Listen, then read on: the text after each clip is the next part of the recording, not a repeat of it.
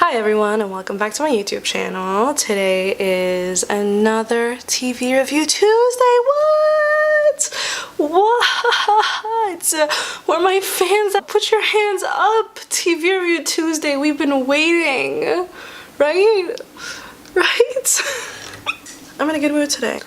And it's because I'm talking to you about You. Not You, the TV show You on Netflix. I'm sure you've seen it all over the place. I'm sure everyone has seen this show because everyone is talking about it. And now so am I. So, You. It was alright.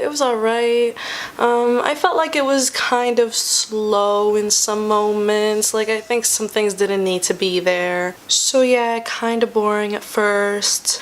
There was this whole episode with Beck having a sugar daddy, or like them making it seem like she had a sugar daddy, but it was just her dad, and then it showed like her daddy issues. I thought that whole little aspect of the story was exploited, and I think the disguise of like her being the bad guy or whatever they were trying to go for with that episode just didn't work and didn't make sense to me. It felt like throughout the whole thing that it was just elements of what a story should or would be. It was like the classic. They used so many like classic plot lines or very classic elements. I don't know if that makes sense. It makes sense to me because it is a bookstore, so I feel like they have so much background with literature, which is something I did like about the show, is that it had a lot of really well-written lines here and there. The story that she writes about the Red Ladle was really good. I think it was a poem or a story that she writes in the last episode that I also loved, but to me, the whole using the bookstore as a romantic setting and the whole best friend being in love with the main character thing and the trip to Paris was cliche. Yeah, I think those things were kind of cheesy. They just didn't... I mean, they still worked with what was going on. Everything in the world made sense, and everything the characters did made sense because it was still pretty well done. I just think there were some unanswered questions when it came to his knowledge about technology and how he stalked her in the first couple of episodes. I thought the first couple of episodes were kind of like cringe. Why is that happening? Like the whole her meeting her ex-boyfriend in the plane window, like that was weird to me. No girl does that. Something I really did like though, I think this was probably the strongest part of the show, and it's something that I know not everyone would say that it was their favorite part of the show, but I really liked the psychology of it.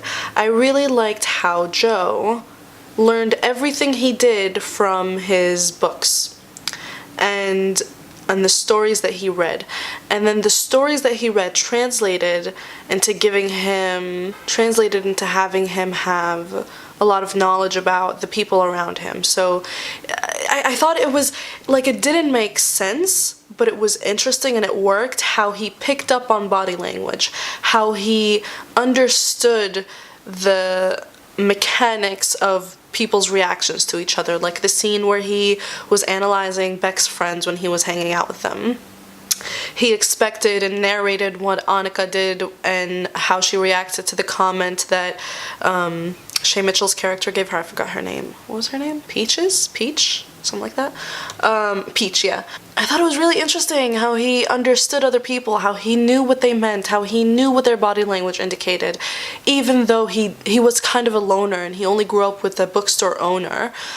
He didn't have a lot of friends, but he still was really able to read people. I thought that was really interesting.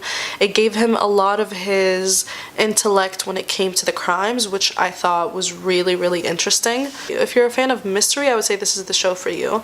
I wouldn't say it's too much crime because there's more romance than there is crime, but the way that he handles the crime, being completely unprepared and like he didn't plan any of the murders he committed, sorry, spoilers, he still dealt with them in a smart manner. So he covered up his tracks, he knew who he could blame, he knew where people would be looking. I was really impressed with the plot twist that Beck had cheated on him. I noticed something was off about her in those few episodes that I was like, I don't know if she's hiding something or if she's just starting to doubt him finally. So the fact that she was cheating on him with a therapist worked really well for me because it made sense that she would sleep with someone who was listening to her be vulnerable for the first time, and it was just her first time going, I don't know. It's just, the affair with the therapist worked because she was already going through so much and she wasn't sure about her relationship with Joe, which she shouldn't have been sure with her relationship with Joe. So overall, she was kind of an idiot. I did not like her, but I did like her acting. Side note, has nothing to do with the story, but she is that girl who played Anna in Once Upon a Time, which I haven't seen in forever, but like, she played Anna so well. The whole time I was watching You, I was like, oh, I can't get it out of my mind. She looks like a Disney princess to me. Like, she's too perfect.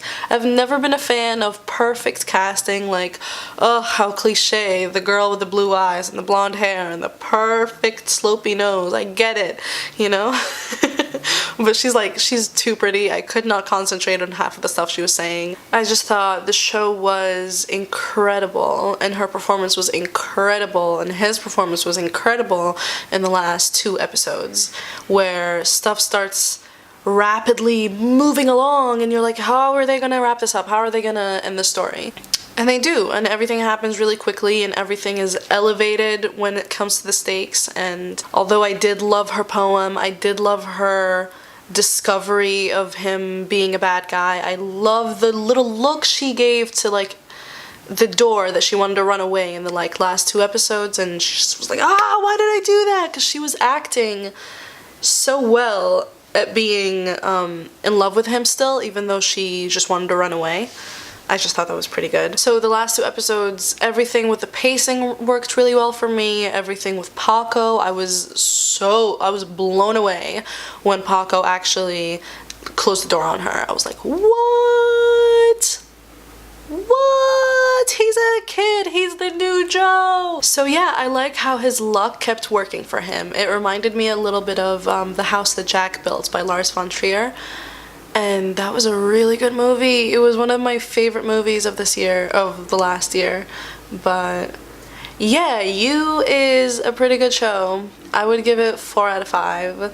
I'm only taking 1 point off because it was kind of slow in like certain parts, but like those are the parts that you can just go on Instagram and check your phone and then come back right into the story and not have missed anything. So it's fine, it's fine. Every show needs its little buffers here and there, but it's still a 4 out of 5 to me. And yeah, I think you'd enjoy it if you're a fan of mystery. I used to read a lot of mystery books when I was a kid. That's one of the ways that this show kind of resonated with me. So yeah, mystery, darkness, twisted relationships, the whole romance of it, it's kind of cool. So yeah, stay tuned for next week. I will be reviewing The Good Place. So thank you for watching. Thank you for clicking. If you're gonna like it or comment or subscribe, thank you for that.